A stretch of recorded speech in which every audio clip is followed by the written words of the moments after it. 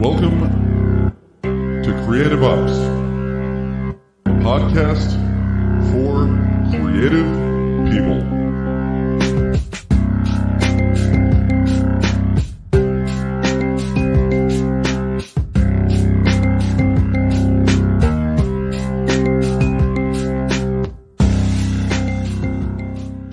Hey everybody, welcome back. It's so good to be back. I hope the new year is going well.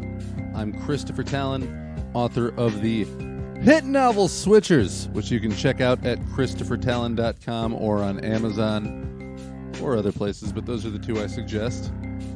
And before we get really into this one too, I would like to tell you about another podcast. Actually, I'd like them to tell you about them. As confusing as that sounds. Here, check this out. Hey, I'm Mike. And I'm Jason, and we're the hosts of the Threads podcast, Life Unfiltered. And we are on a mission to rid the world of Facebook fake, Instagram ickies, and Twitter takes. And we do this through unfiltered dialogue about faith, mental health, and uncomfortable conversations. And sometimes we talk about really deep and serious topics. And sometimes we talk about stupid stuff and make jokes and talk about our lifelong goal of being great at fitness. But no matter what, we are unfiltered as we talk. So we hope that you join us on the journey. I love those guys. I've been on their podcast a couple times. They were the ones who really got me into podcasting. So big shout out to Threads. Check out Threads podcast, Life Unfiltered. Moving on to what we got on the docket today. I spoke with Jason Demmon, who I've known since I was approximately 19. But we went a long span of time before we reconnected recently at a concert that our friends were playing. I was kind of helping out a little bit with some roadie stuff, just kind of mostly putting stuff on the stage and then helping them get it back off again. And Jason was doing guitar tech work, like actual work, at a Heartsick show. We talk about Heartsick a lot too. I'll put Heartsick in the show notes. Awesome band. A couple of the guys have been on this podcast. But yeah, Jason talks about being a musician, being a creative, going out to New York, working in film, and doing a lot of stuff with sound and music, and then getting cancer. And now he works in the medical cannabis field. So, cancer-free and kicking ass. Here's Jason Demmon.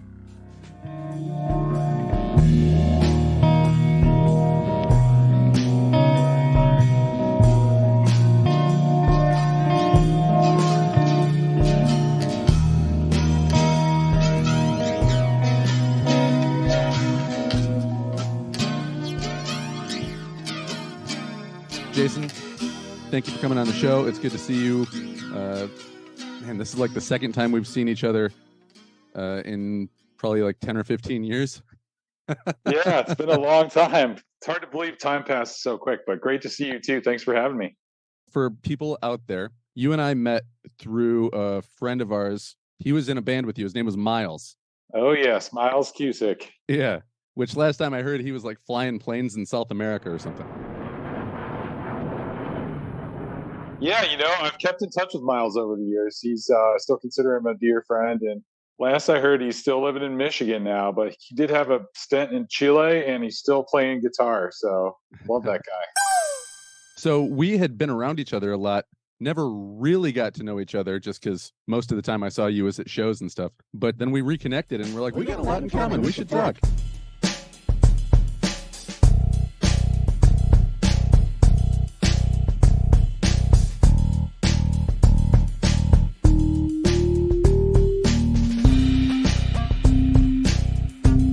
On this show, I do all the original music, and I met you because you were in a band with somebody while you were studying jazz at Michigan State. That's right. Yeah, I was in a band with Miles studying jazz. He nailed it at Michigan State University in East Lansing, Michigan. That's right. So what led up to you studying music? Where was your like early roots of like, oh man, music is great? For me, I was like probably, I don't know, 5th, 6th grade, and I would pick up a baseball bat and like pretend that I was playing along with the Beatles or something like that. You know what I mean? Yeah, totally. That's a really good question. So I was raised in a musical family. My mom's a musician, and my parents, some people don't know this, but my parents were candle makers for their career as I was a young kid. So, that left some time for my mom to play music in Tennessee where I grew up. And the first time I really realized that I was a musician as kind of an identity was, I remember an early memory, I must have been 5 years old, and I was singing in the car with my mom along with the radio, probably some Madonna song or who knows what was on at the time. And I remember just hearing the harmony notes that weren't there in the song, and I just realized that my brain is kind of wired for this music thing. And ever since then, I just kind of knew that my identity was as a musician, at least in part. Do you have a memory like that you can kind of point to?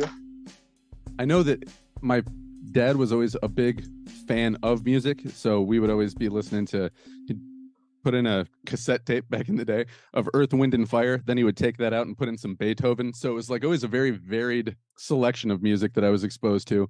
And then I was probably in about that same age, like 4th, 5th grade, and somebody I knew that played guitar was like, "Hey man, my dad's got this old drum set. Why don't you come over and we'll be in a band?" And we were terrible, but I started playing those drums, ended up buying that drum set, then ended up getting a better drum set, and kind of got into music that way. So it was more through friends than it was a family thing. Yeah, that's great. I mean, that reminds me of another memory. When I was in the 8th grade, I got to be a part of the high school marching band because I had a great band director, Mr. Hicks, down at Gatlinburg Pittman High School. And he was also the middle school band director. I was a trumpeter at the time. And there was this kid in school named Patrick. Patrick Johnson is his name. And, I'll probably send this to Patrick later once this podcast is out. But Patrick was playing along with a Nirvana album. And I just remember the song Polly. I mean, he was playing that song. You know the song. Yeah. Polly wants a crack. It kind of starts like that. And it's a really easy acoustic song. But I was just captivated by that. And I noticed that the high school kids that I kind of looked up to at the time were also really into it. So I just thought, man, I got to learn how to play this guitar thing. Yeah. And, just watching my mother play guitar at a young age also kind of shaped my opinion of the guitar as an instrument that, my mom's playing folk and country music. And here's Patrick playing this new kind of music called grunge. And from that moment, man, I was just hooked on the guitar for sure. Yeah, it is crazy. Even without an electric guitar, just an acoustic guitar, you can play blues, you can play gospel, you can play rock and roll, you can do anything on those things. It's amazing. It really is, and I was looking kind of through your bio and your website, and you've had some pretty interesting experiences. One thing that sticks out to me was when you met Buddy Guy. Yeah. And, I always felt like Buddy Guy kind of played a little bit like an acoustic player. I don't really want to go down a rabbit hole with that, but I mean, just hearing how he approaches the music and the sound always reminded me of the acoustic guitar, even though he's known for electric playing. But yeah, I agree. I mean, the guitar itself is such a versatile instrument. You can play really anything on it, and it's not easy either. No. It takes, I mean, have you you ever can, had an experience? You can learn some bar chords and you can play like a 4-chord song pretty quickly. But when you're trying to like individually strum and you're putting all your fingers, including your pinky down, you're like, ah. Yeah, totally. I mean, I taught guitar for many years. I had some great students, and I just remember the struggle of telling people it's going to get better. The tips of your fingers won't always feel like they're going to fall off, Yeah. Because, if you don't play guitar and you're listening, it's like, you have to push really hard on those strings, right? And then you get these deep grooves in the ends of your fingers, which eventually turn into calluses, but it can be really painful. So anyway, it can burn. It can split skin open a little bit. I think I've seen somebody bleed from playing the guitar once or twice, but that was pretty intense. Yeah, I believe it. I mean, look, I've split my hands open playing guitar for sure. Whether it's a live show and you get a little bit too much into it, or you're just having a good time. You hit it with the pick, but you come through with your knuckles first, and you really hit the guitar, and you just shred the outside of your knuckles. Oh yeah, that's happened. Yeah, dangerous sport.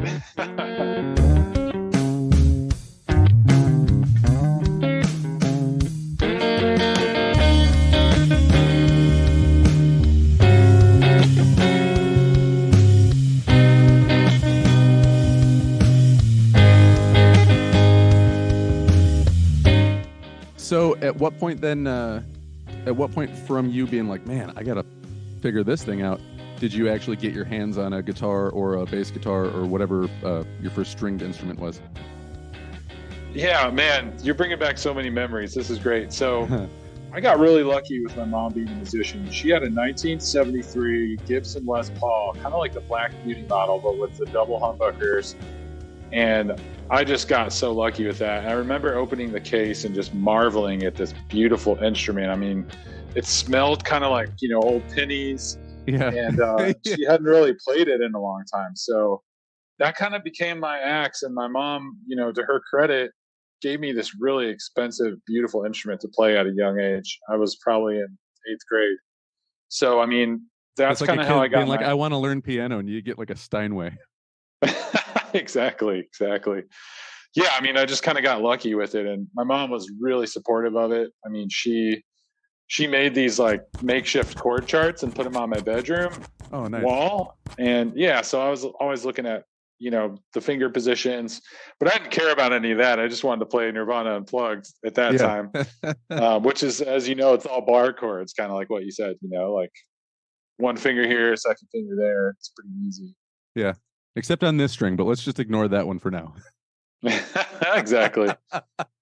Yeah, for sure. I mean, those early memories are really cool to reminisce about. And funny story, I ended up selling that guitar for my mom later on because it was just kind of gathering dust. And at that point, I was in college, and I appreciated the instrument so much for its classic value, and I didn't want to touch it. Yeah. So I ended up selling it on eBay. I think we sold it for $5,000 or something, which at the time it's probably worth $20,000 now. Who knows? But yeah, good memories, man. When was your first guitar experience? I remember very specifically, there was a kid named John Karagoulis that we went to middle school and then high school together. And he had an acoustic guitar that was like a 3/4 size guitar with nylon strings on it. Yeah. And I was like, hey, you ever play that? And he's like, no, my parents got it for me or whatever. And I said, I'll trade you a Suicide Machine CD for it. And he was like, sure. So my first guitar was, a 3/4 nylon string that I traded a ska punk CD for. Wow, that's pretty cool. Yeah. What a good trade. Yeah, it worked out great for me because, ultimately I don't even know if I would still have that CD if I had never gotten rid of it, but I have the skill of playing the guitar now. That's so cool. We have that in common, Chris. I also traded for a guitar one time, and it's probably around 8th grade, but I was living in Tennessee in a community called Pittman Center, and my parents had their candle shop on this road. It's called Powder Mill Road.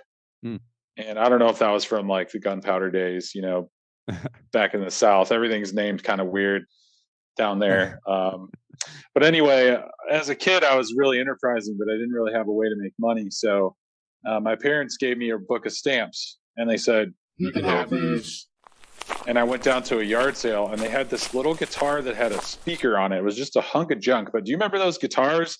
They'd have like a little speaker, and you could turn it on as battery powered, and the speaker would play the electric sound, Yeah. So I traded that book of stamps for the guitar. And at the time I thought, oh, these stamps are so valuable. But, the lady that sold me the guitar probably just wanted to inspire me and gave it to me. But that's kind of cool.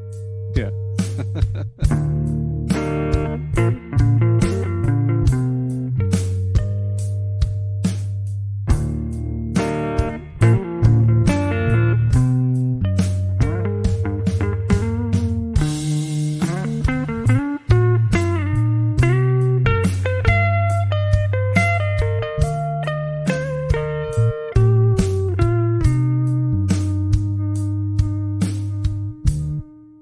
So it was always drilled into my head, I guess I'm going to college someday, but I had no idea what I wanted to do once I got there, which is why I didn't do very well the first time. But did you feel like, okay, I'm going to college from a fairly young age? And were you always like, it's going to be music?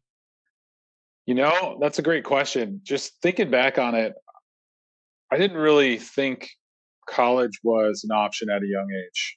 I came from pretty humble beginnings, and it just wasn't on the radar. I had a talent for music as a youngster, but I didn't really understand where that was going to lead me. I just knew that I had this identity in this really cool creative thing.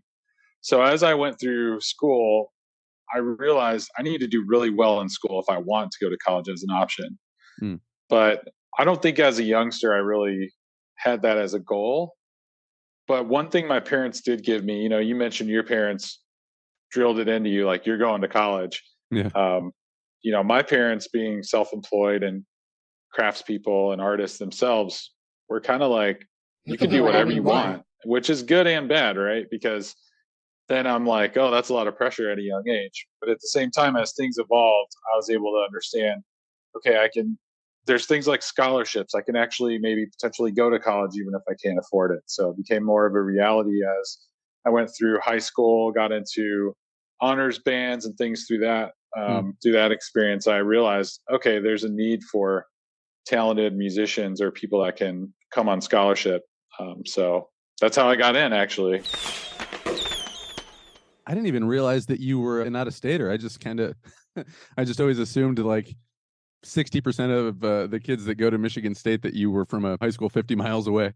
So the story behind that is my parents were in the candle business, and they decided to move to another touristy town from Gatlinburg, Tennessee, which was, I don't know if you know about Gatlinburg. Yeah, I've been there twice, actually. Okay, cool. So it's, they have the neon lights and all the tourist attractions. So they found this town called Ludington. It's on the west side of the state of Michigan. And I'm pretty sure my dad moved there because my brother and I were really into music. My brother's a saxophone player. And the band director there, Bob Parker, was a great trumpet player. He went to Michigan State, actually. And so we moved there my sophomore year of high school, and that put me closer to Michigan State and connected me with folks that were also connected with Michigan State. And that's how I eventually ended up at Michigan State. And years later, we would meet. Yeah, that's right. Well, okay, let's fast forward.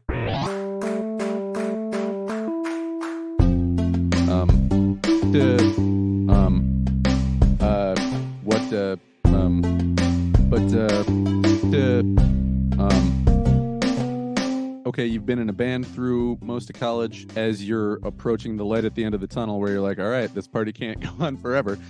When do you start looking for jobs, and what does that process look like? Are you getting mostly no's? Do you land something kind of quickly? After college, I felt like, all right, great, I'm going to be a musician. And I learned quickly that it's not easy and you have to make a living and support yourself. So I moved to New York City and looked for a day job because I felt like that was a good place to cultivate my creative side and stay in music, but also there was opportunity there for a day job. So I went right into the real estate business. I was a realtor in Manhattan for about 4 years. And that's how I paid my bills, Chris. It was, a real hustle. I remember I'd be on a date, because I was a single guy at the time, and we'd be at a nice dinner, whatever was nice to me at the time, right, whatever I could afford. And I'd be answering my phone, and, it's like just remembering that hustle. But in the music side of things, definitely shaped me because I was getting a lot of no's. When you're a creative person, probably a lot of your listeners are used to hearing no, because it's just built into the creative arts. Or maybe it's a yes, but it's like, it's going to be great exposure, but it doesn't really pay that much. And a lot of that. Absolutely. I mean, that's built in, right? So got a lot of that, but I was luckily able to sustain my music career throughout that and started to get some breaks when I started to push more into the live music scene. And then later I went into being a film composer, and that's when things really started to take off financially, even though it was, kind of meager salary at that point. But at least it was that light at the end of the tunnel. Like, there's something out here. I can actually make money and make a career of this. So then at that point, did you kind of go from working all day and whenever else trying to get gigs in to just kind of being like, all right, it's all about music now? Yeah, I was really lucky that I was able to make enough money composing to rent a small studio in Brooklyn. And by small, I mean, picture a room that's like 10 by 13. And I have my desk stacked in there. Sometimes there's a drum set in there and my small recording setup. And I just started writing and composing, working with all kinds of different writers, worked on some short films, student films. And, I was just hooked. But financially, still wasn't really doing it for me. It's really tough when you're in the creative arts to make a living. And it's always kind of an up and down. I don't know if you've experienced the same thing, but financially it's, there's good times and there's bad times. Yeah. Well, and even if times are relatively consistently pretty good, I know banking as an entertainer is horrible. I've heard many people on the show say, yeah, sometimes I'll get paid for a show that I put together and it's like a $7,000 just lump payment. And then other times it'll be a couple $100 here, a couple $100 there. And the bank will go, oh, what's this big one? Hold on, we're going to freeze this for 45 days. I'm like, okay. Yeah. I mean, the self-employment thing is like that. And lots of struggles, lots of roadblocks. So, fast forwarding a little bit, I ended up having a really good friend in film, and he's a fantastic filmmaker. His name's Clayton Perry, and we actually met in East Lansing around some of those shows. I don't know if you remember on Michigan Avenue, there was this legendary party house called the Brown House, and it was right next to the DKE fraternity, the Deeks as they're called. Yeah. And I mean, this place was always hosting bands, artists, musicians. They had like a weekend party schedule that was insane. And Clayton Perry, the filmmaker, whom I would befriend then, went on to be my roommate in New York City. And eventually that led to me getting into sound production for a little while. And then I started to make more money. When you say sound production, that sounds really, really vague to me. What do you mean sound production? Yeah. Well, in the world of film, under the umbrella of sound production, you've got your post-production, which is kind of like if you've ever been to a recording studio and laid down guitar tracks, you'll have an engineer there, there's microphones, that whole thing. When you get into on-set production, that's more like, sound mixing on the set. You're recording dialogue, you're recording some found sounds on the set. And what I was doing was a little bit of both. So I would do some sound mixing for some really great director friends of mine and some other gigs I got hired for to be on location doing sound mixing. And, just picture me with big headphones on, trying to be as quiet as possible, wearing all black, tiptoeing around in some really quiet shoes, wiring people up with mics. And then, when the first AD says action, you're basically holding a boom mic and recording at the same time.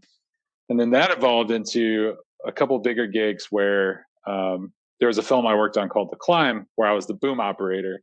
And you've probably famously seen boom operators made fun of a lot on television, where the microphone will hit somebody in the face or drops down into the frame. So, and that's a whole other skill and talent, but I was taught well by Clayton, and I really enjoyed that because it allowed me to be creative. It's a lot more creative than you would think, right? Because you're listening to the sound of someone's voice and trying to capture the best possible tone and make sure you've got all the dialogue. You're swinging the mic around, and it becomes creative because as you learn the scene, you have to figure out, where do I position my body? Where do I position the microphone? And even ahead of that, it's like, where do I put the microphones on the set to capture some things that we're going to need? So I think you'd really like boom operating.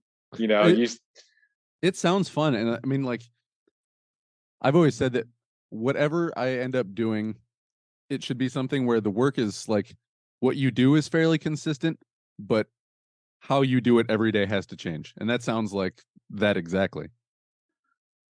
Yeah, totally. And with your skills, I've heard the tracks that you play on your podcast and some stuff that you've got on your website, and it's some really great stuff. And I feel like a lot of those skills would really translate over if you ever wanted to boom operate. And that's where I found myself, was like, okay, I've got really great ears from mixing my own music and recording.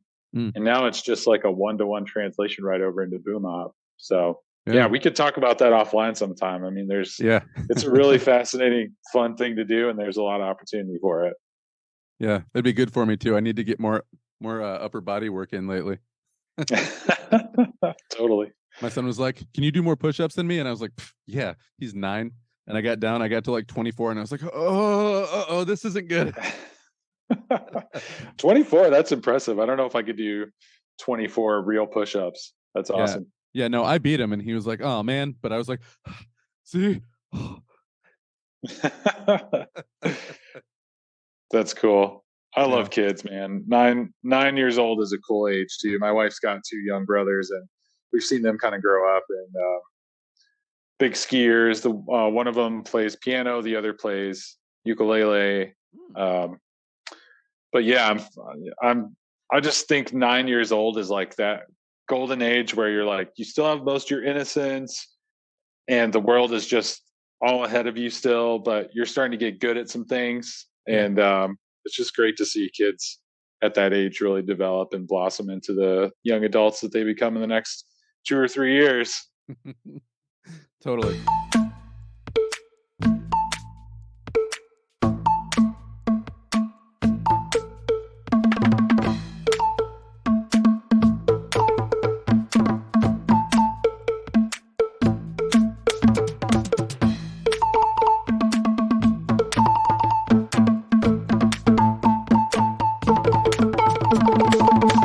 While you were doing that, that's when you found out that you had cancer, right?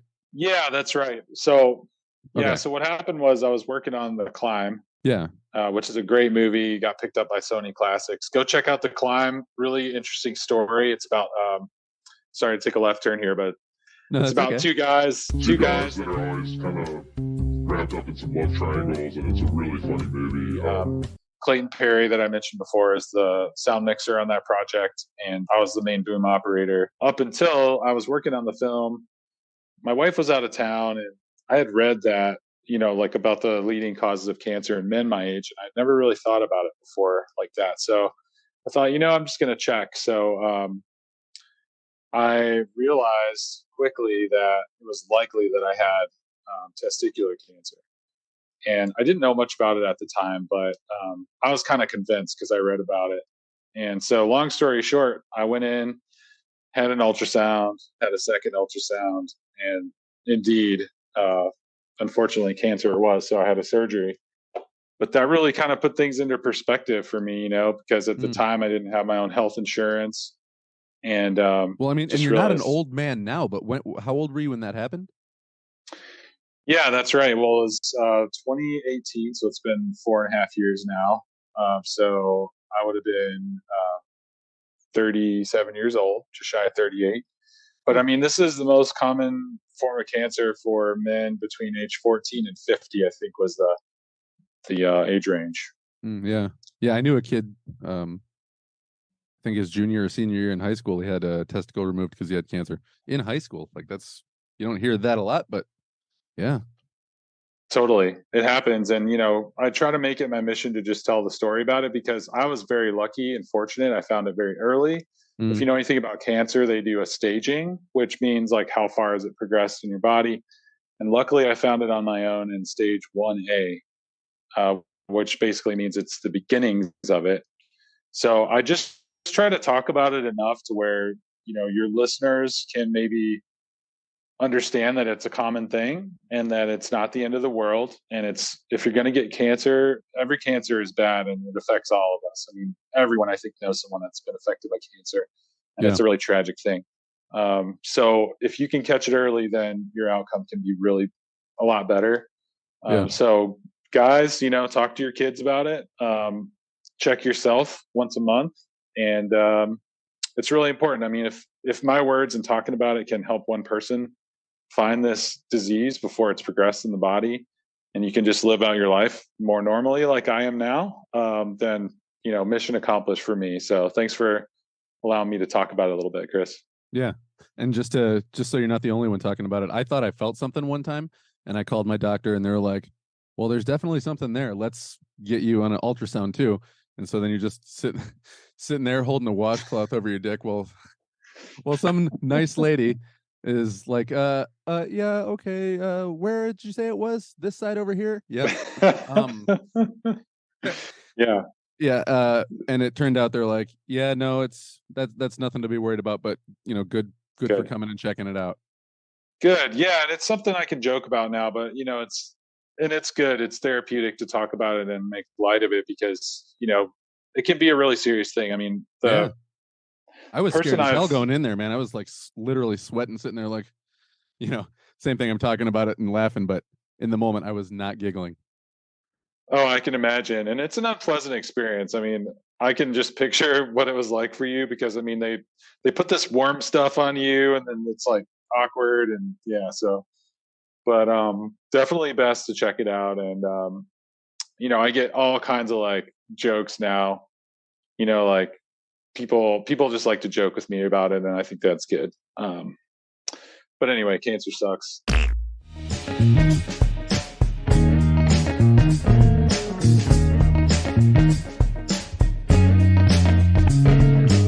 After that, Chris, I sort of went back to my own vision for my life and realized, like, I'm not really where I want to be. And so, both career-wise and just personally. So I decided it was time to more actively give back. And I feel like being in the creative arts is also giving back. I mean, you're creating stuff that people will come to you later. I'm sure you've experienced this, and they're like, man, that one song lyric or that one passage that you wrote in that chapter in Switchers, is like really spoke to me and changed my life. And you can't replace that feeling, Yeah. It is. It's nice because, obviously you make things because you feel compelled to, but when somebody says, hey, I really like that, it does, it adds an extra layer of niceness to it. It sure does. And I think there's real value in that. I mean, I believe that music heals people, and so does literature and art. And, Yeah. it helps people relate to the world around them and not feel so alone. And on that note, you mentioned Heartsick playing at the festival in Grand Rapids. I wanted to mention a story. It's a quick one, but Alfonso Seville is the singer of Heartsick, and I think you know Alfonso a little bit. Yeah, he's been on twice. Alfonso is a great friend of mine and just an amazing human being. Real good guy. This guy, check him out and check out Heartsick. I mean, Alfonso pours his heart and soul into that band. And so, rewind a little bit, 10 years ago or so, maybe 12 at this point, I was really heavily involved with the band as I won't really say co-writer, but I was working with them on production on their records. And there are a couple of songs that I helped them kind of flesh out the vision, we'll say, and worked on some lyrics with Alfonso. They're all his lyrics, of course, but we just kind of like workshopped stuff together and helped them kind of get an album put together. So anyway, I remember he sent me a picture one time where someone on social media had gotten a tattoo of some lyrics that we worked on together, and they were really meaningful lyrics. And just the fact that someone would tattoo words that, he wrote and that we worked on together that I had a part in was so touching to me. And it just kind of solidified the belief I always had that, people are really affected by the art that creative people put out into the world, and it can make a big impact and even save people's lives. And I think just that alone is reason enough to keep creating and keep going, even when the going gets tough, you're not making a lot of money. People are saying no to you more than you're getting yes. Yeah. People will even make fun of you online, stuff like that. But just remember why you did it in the first place, is what I always tell myself. And that still holds true today. Yeah. Yeah.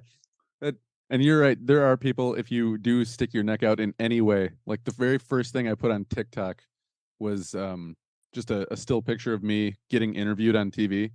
And the first person that did anything commented, "You got on TV and you don't even have 50 followers?" Like, okay, thanks, man. Yeah, it's brutal. It's brutal, and people don't see the value. But that's not who we're doing this for, right? It's not the people standing in the back heckling. It's the 3 or 4 people that really connected with you at first, and then that audience grows. So You're right. Yeah. And that shouldn't be something, and I know it is for some people. Don't let that be a reason to stop you from doing what you're doing. People being like, oh, well, I put my stuff on social media, but somebody's probably going to be like, this is stupid. Yeah. But, I went down a rabbit hole on one person who online was like, I read a little bit of your book on the free sample, and I had several issues with it. And they like wrote a full essay on why they didn't like my book. And I'd start clicking around on this person like, let me see who this guy is. And I was like, oh. And I won't go into any details, but like, I was like, this person has a really sad life. I'm just going to let this go. Yeah. Wow. Thanks for sharing that story. I mean, I think it's important to share those things because, you're such a talented writer. You've got also other creative talents. I mean, this podcast is really great.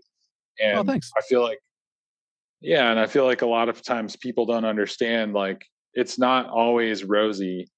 And it's, when you're just getting started, it's going to be an uphill battle.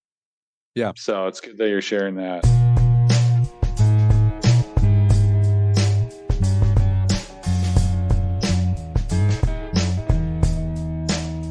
If you think about like bands like Heartsick, I mean, those guys have gone through so much criticism, and they've done a lot. I mean, they've shared stages with most of the bigger metal bands to come through. I mean, they're a great example of that. Yeah, man, I love the creative arts. Yeah, and I won't make too big of a thing about it, but you were also in one of their music videos too, and I thought you did a great job in that. I never got a chance to tell you. Oh, thanks. Yeah, I was kind of bummed about that. That was. Do you remember the name of that video? I can't even remember it. Oh no, I can't. But it was back in the No Life days. Yeah, it was you and a couple other guys, and you were all down at Mount Hope Cemetery, right? Yeah, that's right. I was. Yeah. That day, I feel like Alfonso tricked me a little bit, because that day he's like, "Hey, come be in my music video," and I was like, "Yeah, this is gonna be great. This will be cool." So I go down there, and then I find out pretty quickly that I'm playing the bully in the video. So, but that was cool. I'm happy to do it. Those guys are cool. I don't know if you know this, Chris, but I directed and wrote one of their videos that for a song called Dixie Cup Dean. And nice. yeah, it's a cool video. We had a lot of fun, and it turned out differently than I had envisioned. But isn't that how art always is? Yeah. I've heard a lot of people say that before. You gotta be tolerant of the mistakes, because sometimes there's really good stuff in the mistakes.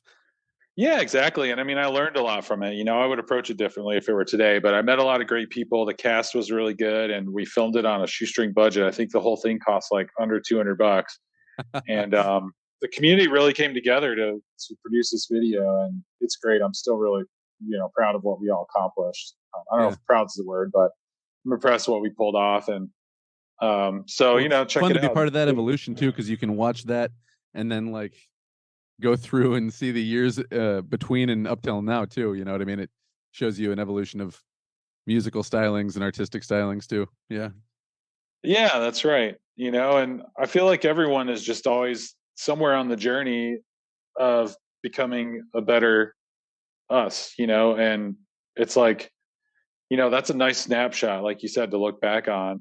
But also I feel like, as I get older, I'm 42 now. And when I look back, I might have thought a picture of me wasn't a great picture or something 10 years ago, but you look back on stuff like that and you're like, man, I was looking good in that picture or whatever, and so it's interesting, and it just points to what we're kind of talking about too. It's like, if you're in the creative arts or you're a creative person, don't second guess yourself. Just put yourself out there, right? I mean, that's what I keep telling myself. It's like, just get out there, do it. It's never going to be, there's always going to be somebody better. There's always going to be something that you don't like about it. But when you look back on it, I feel like it's going to be better than you thought it was in the moment. And it's all part of the big picture,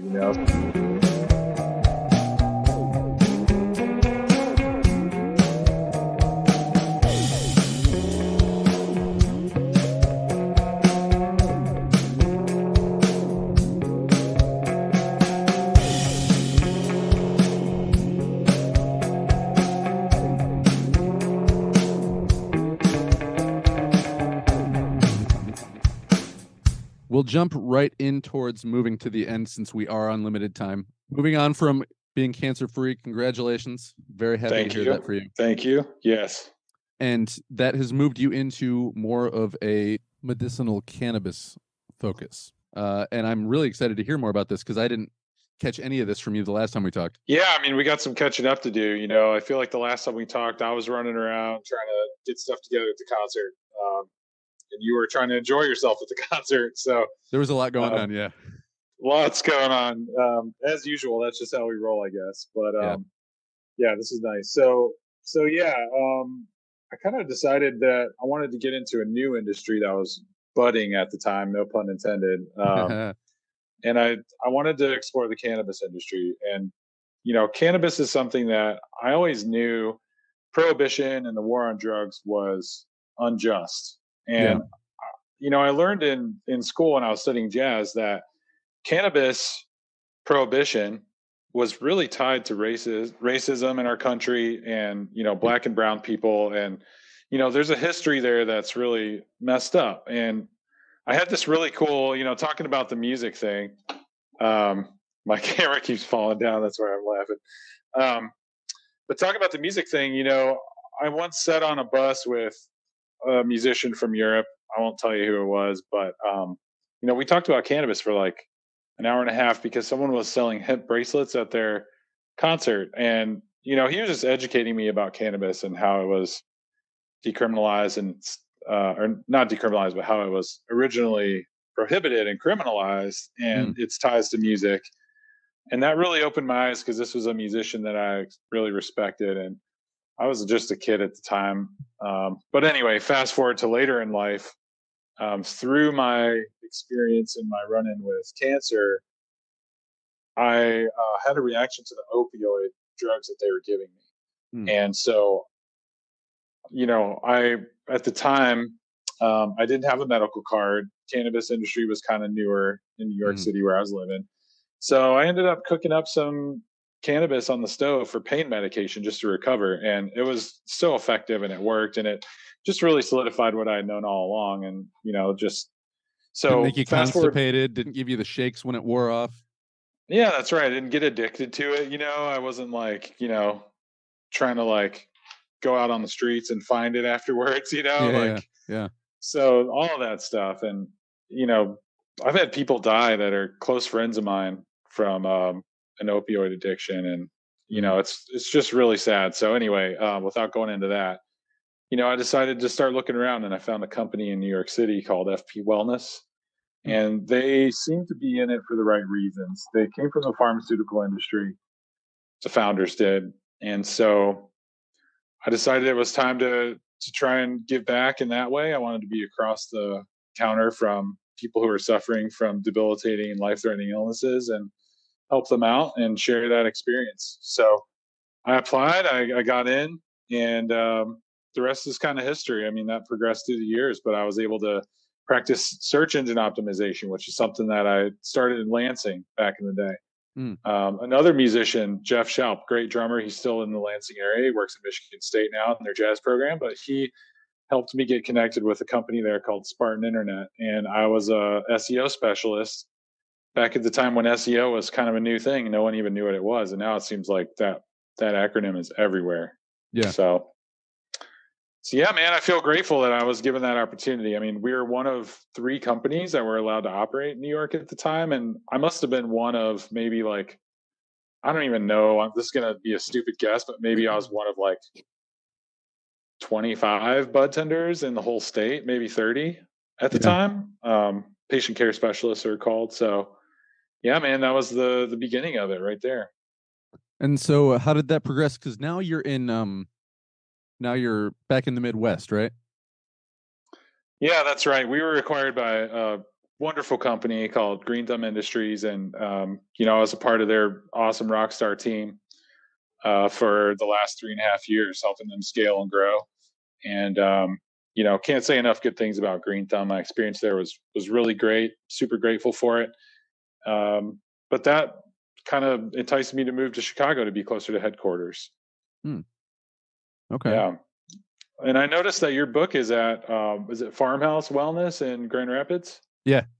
Yeah. So I've seen some of your posts on Instagram, hanging out at Farmhouse. And I went there one time because you inspired me to check them out. And I was in Grand Rapids, and I went there, and they had curbside pickup at the time with COVID and everything. And I was kind of bummed because, I mean, correct me if I'm wrong, but it's in this guy's house, right? Like, it's a house.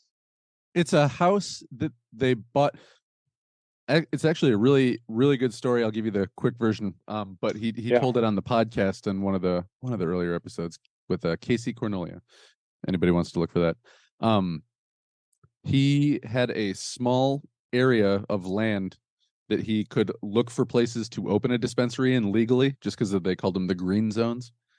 And this one street was like perfect. It was right off the highway. So he just went door to door, knock, hey, can I buy your house? Can I buy your house? And then this one goes like, all right, let's talk. So he bought this guy's house, fixed it up, and it's 100% a business. Nobody actually lives there.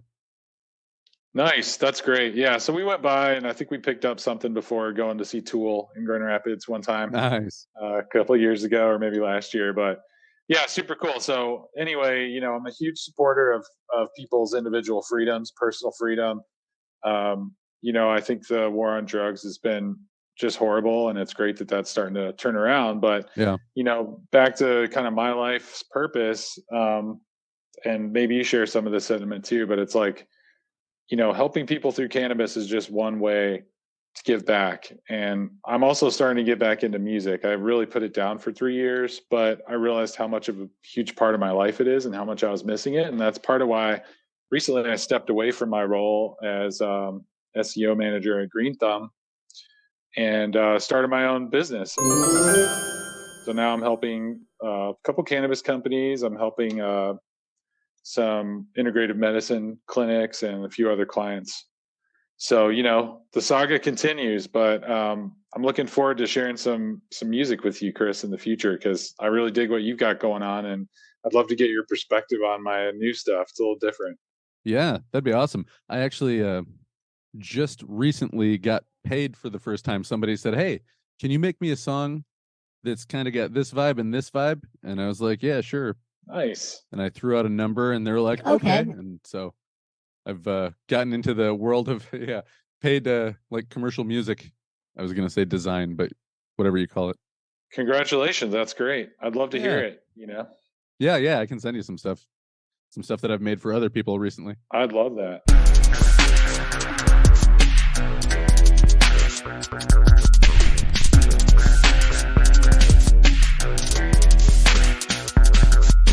I'm sure you probably know way more than I do. It's fun to make music when it's something that you would never make on your own, but somebody presents it to you almost like a challenge. Can you make something that sounds like this? And then like the ego and you's like, I'm a great musician. I can do anything. Yeah, I'm kind of reminded of composing. I just read a great article from the composer where they interviewed the composer for the Glass Onion show on Netflix, which is kind of just huge right now. I don't know if you heard of it, but it's like you'll meet with these brilliant directors and they have a concept for a film, or maybe the film's already in the can, so to speak, picture locked. And it's like, okay, cool. It's an adventure film and I'm going to capture this emotion or whatever. And that what you said reminds me of that. And I imagine that's kind of like how you felt, when you got that gig where it's like, okay, I see what the audience wants, what the director wants. Let's do it. It's a little different, a little outside of what I would make just if you asked me to make something, but I love that challenge, and that's part of flexing that creative muscle, right? It's like, yeah, I can do that. Being curious and stretching your curiosity, I think is really important to personal growth. And so having those opportunities to me is important. And it's a gift really when you're in the creative arts. Yeah. And it's fun because I don't know how to describe it even, but when you're sitting there trying to compose and arrange stuff and you're like, oh, what would sound good here? Maybe a glockenspiel, but then you're looking for a sound and then you're like, ooh, that actually sounds, I'm going to put that in there. And people, somebody that paints that's close to me was like, how do you know just what sounds to put in where? I'm like, I don't know. How do you know what color goes with that color? They're like, I just know. I'm like, oh, well, there you go. Yeah, totally. Exactly. It's always inspiring when you're just experimenting. And I call those happy accidents where it's like, oh, I tried something, but that's actually better than what I was envisioning. Super cool. Yeah, totally. Yeah, I got a couple of things I want to send you after we get done here. Speaking of which, I know you have a hard out in like 2 minutes. So is there anything you want to talk about or anything that you want to say as we kind of move towards goodbye? Yeah, well, first, just thanks for having me on the pod. Got a really cool thing going. I love how you're highlighting creative people and the creative arts, creative ops. So definitely check out, if you're listening, check out Chris's book if you haven't already. It's on Kindle and it's on Amazon. I just want to give you a plug because, I've enjoyed what I've read so far, and I think you got a real talent there. And it's great to just be able to explore that creative side of fiction, which I'm kind of leaning into a little bit more. Thanks, buddy. Yeah, and if you want to check out more of what I'm getting into, or if you're a founder, business owner, or creative person that is looking for help or consulting or inspiration, you can check me out at jasondemmon.com or connect with me on LinkedIn. where I've been posting a lot of creative things lately and trying to learn how to write, just trying to get somewhere close to 10% of where you're at, Chris, learning about headlines and story structures and all that. But yeah, reach out. I'd love to connect with you if you're listening, and let's just keep this conversation going among us creatives. Yeah, and it's Demmon with 2 M's. It's like demon, but with 2 M's. That's nothing, right. Nothing to, I don't want people to get negative connotation stuck with you, but like just for ease of remembering how to spell it. That's usually what I say, but that's probably pretty common, I imagine. That's right, and that worked really well for me when I was in the metal music industry. Demon with 2 M's, but it's Jason Demmon, Demmon. Thanks for calling that out. This guy's Jason Demon. Oh yeah. You're like, actually, it's yeah. I'm Jason Demon. Yeah. Yeah, exactly. You got it. Nailed it, Chris. Cool, man. Well, anytime you have something exciting going on, let me know, and I can have you come back on, and we can talk more about that and just get deeper into it next time. Sounds great, man. Appreciate you so much. Thank you so much for having me on the pod. Yeah, man. Let me know next time you come up to see Heartsick in Michigan too. We'll get together. Oh yeah, we'll do. All right, sounds great. Cool, man. Bye. All right, guys. That's Jason Demmon, Demmon. JasonDemmon.com. Go check him out. Thanks for listening, everybody. Check out the show notes. All the information you need and or want will be there, or you can direct you to there. To there? Yeah, to there. All right. See you guys next time. Mwah.